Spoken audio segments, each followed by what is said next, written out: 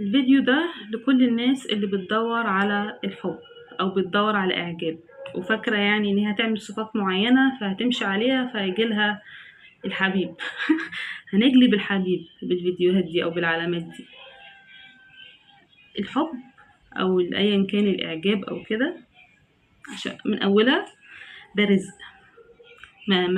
ما حدش ليه علاقة، ملوش علاقة بجمالك، ملوش علاقة انت معاكي قد ايه فلوس، ملوش علاقة انت شخصيتك قد ايه قوية ومبهرة، ملهاش علاقة خالص. وبصي حواليكي وشوفي مين اخد ايه ومين واخدة مين. ملهاش علاقة. رزق زيه زي السلطة. ربنا بيرزق حد بسلطة، بيرزق حد بمال، بيرزق حد بشخصية حلوة الناس كلها بتحبها، يرزق حد بانه بيعرف يحسب كل الحاجات يعني، يرزق حد بالعلم. رزق. الحب رزق. هترتاحي قوي لو فهمتي حاجه زي كده. الموضوع ملوش علاقه بيكي، ولا انت قد ايه دبش، ولا انت مش حلوه مثلا زي ما بيقولوا لك. ما بشوفش واحده، ما فيش واحده مش حلوه. ايا كان نصيبك لسه ما جاش، مش دلوقتي. لو اتنططتي لو راسك تحت ورجلك فوق، ولو اتشقلبتي عملتي بهلوانه، مش هيجي دلوقتي. مكتوب لك لوحده كده مهما كانت صفاتك ايه.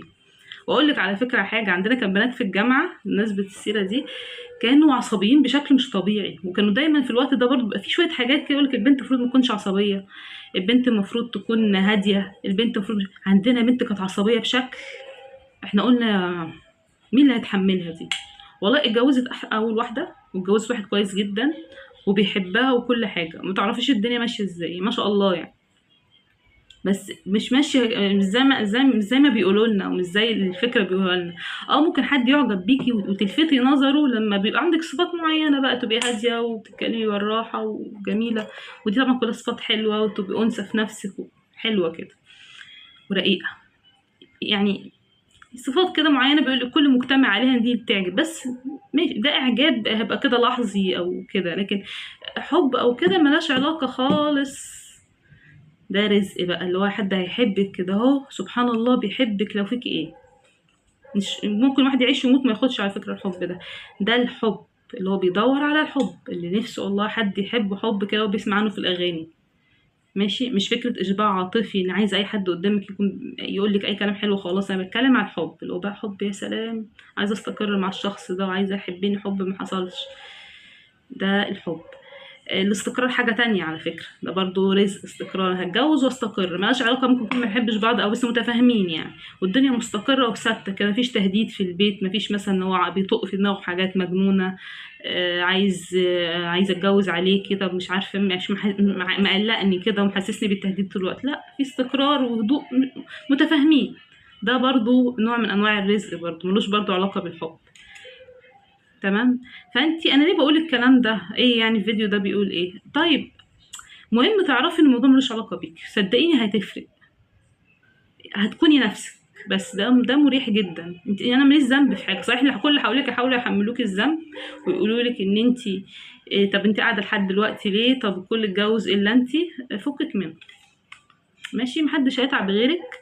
وانت لو تتجوزي عشان محدش يشمت فيكي، جربي. عندك محكمه الاسره اهي، شوفي بقت الحالات فيها بقت قد ايه. وفي بنات حتى يعني فكرها من كتر الضغوط بيبقوا عايزين يتجوزوا ومش مشكلة يتطلقوا، اللي هو بيقولك ميثاق غليظ يعني. شوفوا بيزود ميثاق غليظ، بس يعني ما عندهمش مشكلة يتطلقوا. نتجوز ونتطلق بس احنا ما نقعدش كده اثبات ان احنا والله بص شهادة اهي ان احنا مرغوب فينا وفي ناس بتبص لنا. ده مش صح. الناس دي مش هتفيدك في حاجة. ولو اتجوزت واتطلقت هقول اتطلقت ليه، ولو اتجوزت مخلفتيش هقول مخلفتش ليه، ولو خلفت بنت هقول مخلفتش ولد ليه.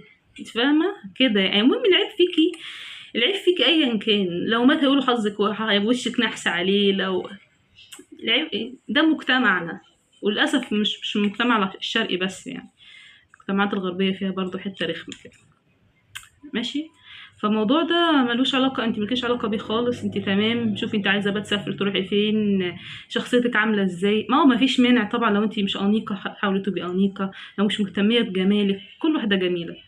اهتمي بجمالك كده لنفسك، وبصي في المرايه وسرحي شعرك بطريقه جميله كده. انت تكوني انت نفسك شايفه نفسك وانت جميله، مش متخيله حد بيشوفك. فاهمه؟ انت شايفه نفسك جميله، الله عيني جميله، مش مستنيه حد يثبت لي الله دي جميله قوي ازاي يا تحفه. فاهمه؟ زي ما كنا اطفال. نبص لنفسنا نبقى لابسين فستان كده احنا نفسنا مبسوطين بيه، ملناش دعوة بحد بقى يثبت لنا حاجة زي كده. انا عارفة الضغوط بصراحة اللي حواليكوا بتبقى كتير، ضغوط المجتمع بتبقى كتير قوي قوي، وفعلا بتخلي الواحد هيمضي، بس لازم تثبتوا.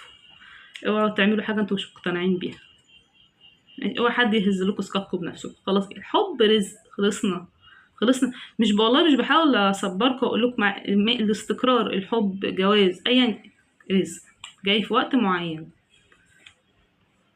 قد نرزق بيه زي السلطة، زي الشهرة، زي المال، زي، يعني انا قلت الكلام ده. ماشي. يلا، عندكم اي سؤال قولولي. فيديو عجبكم برضو اعملوا له لايك يعني وشير وكده.